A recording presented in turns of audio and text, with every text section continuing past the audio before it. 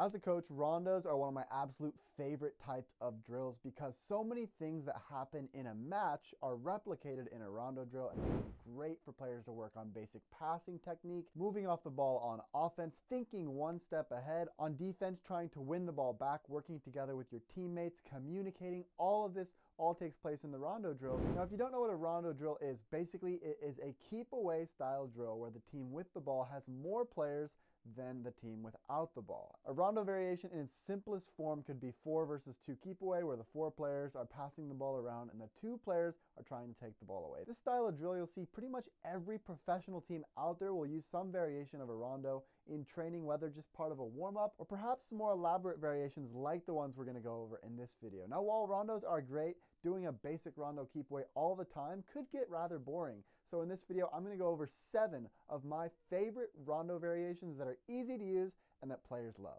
Let's start simple and work our way up to the more advanced variations. This first one I'm going to go over is called Escape the Rondo. It doesn't have to be 4 versus 2. You could do this with 5 versus 3, 3 versus 1. You could even do 6 versus 3. It doesn't really matter as long as the offensive team has more players than the defensive team. Basically, the way Escape the Rondo differs from just a regular rondo is when the defensive team wins the ball, they have to try to dribble outside of the grid to earn a point. This puts a lot of emphasis on the attacking players as soon as they lose the ball to collapse and close down the space and try to win it back and prevent those defenders from scoring. Now, with variations like this, you want to rotate players so that people aren't always playing defense or always playing offense. You want the defenders that are in the middle to stay fresh, so after a few points, make sure that you're rotating your players accordingly. Number 2 is called the Rondo Pressure Drill. Now, basically, you've got 2 teams which each reside in their own half of this grid.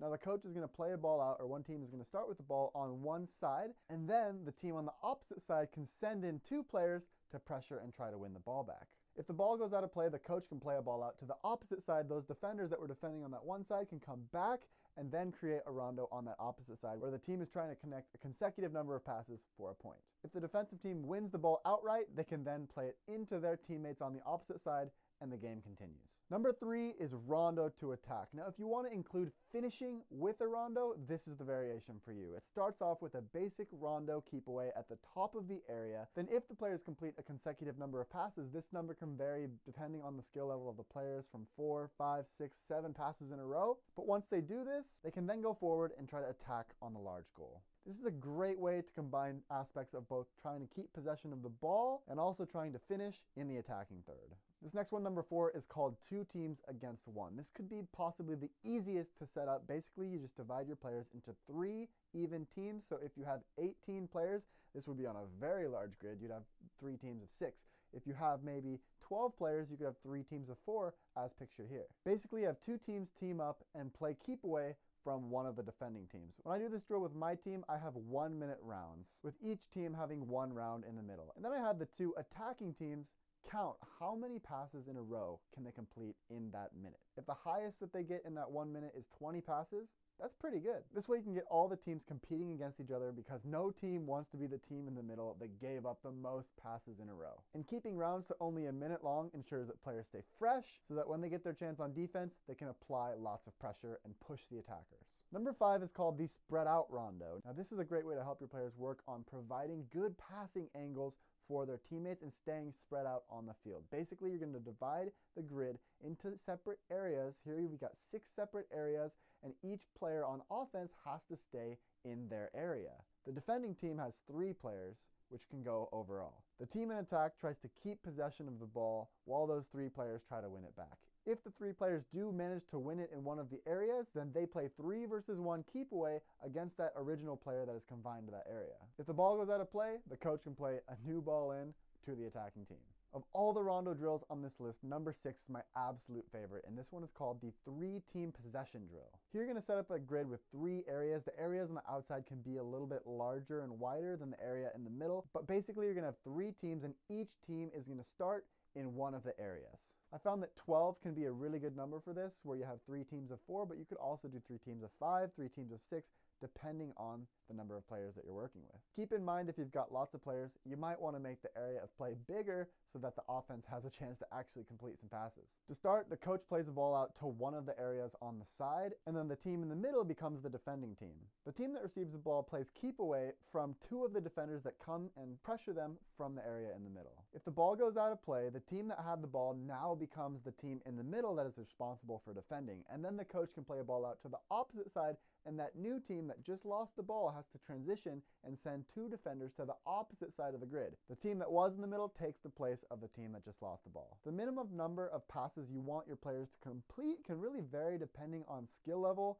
For me, who usually works with high school age players, I found that 6 can be a very, very good number, but after the players have met this minimum passing requirement in one of the side areas, if they can successfully play the ball through or over to the opposite side, they earn a point. I found that this drill can get extremely competitive between the 3 teams who all are trying to win. And as my players usually get better and better with this drill throughout the season, I would make the spaces smaller and smaller and tighter to help my players think quicker, sharpen their touches. And I really noticed that by using this drill, my players' passing improved tremendously when they got on the field in matches.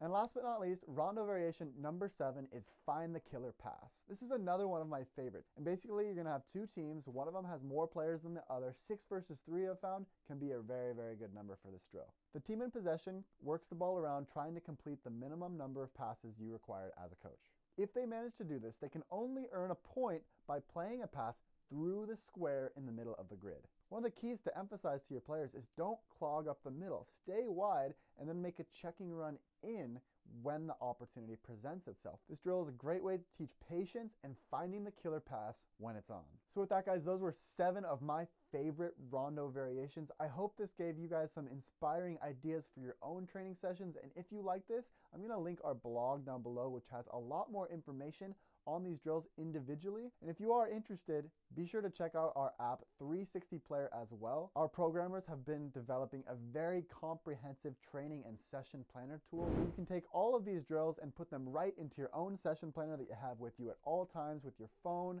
tablet, desktop, wherever you want. It's a great tool for coaches. We're going to be coming out with that in January of 2020. We are so excited for it. There's so many other cool features with our app, like video analytics, statistics, communication tools, so much for player development. It's just crazy. If you haven't checked it out, be sure to check out the first link in the description because you don't want to miss out on using 360 Player for your team. With that being said, thanks for watching. Leave a thumbs up if you found this helpful and useful, and we will see you in the next video.